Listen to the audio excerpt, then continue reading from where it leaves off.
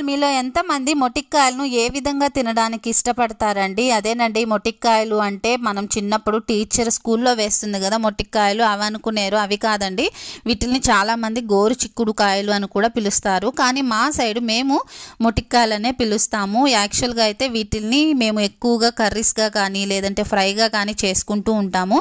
నేనైతే ఎక్కువ ఫ్రైగానే ప్రిఫర్ చేస్తానన్నమాట. ఇవి ఉడకడానికి కొద్దిగా ఎక్కువ టైం తీసుకుంటుంది కాబట్టి నేను బాగా తుంచుకొని కుక్కర్లో వేసుకొని ఓన్లీ 1 విజిల్ వరకు పెట్టుకున్నాను. 1 విజిల్ తర్వాత వీటిని వడపోసుకొని తర్వాత ఒక కడాయి పెట్టుకొని కడాయిలో కొద్దిగా ఆయిల్, ఆనియన్, కరివేపాకు, ఆవాలు, ఉప్పు, జీలకర్ర వేసుకొని బాగా ఫ్రై చేసుకోవాలి. తర్వాత ఆ ఉడికిన మొటిక్కాయలను కూడా దీంట్లో వేసుకొని కొద్దిగా పసుపు, ఉప్పు వేసుకొని బాగా ఫ్రై చేసుకొని ఫైనల్లో కొద్దిగా మిరప్పొడి, పప్పల పొడి వేసుకొని తింటే చాలా బాగుంటుంది.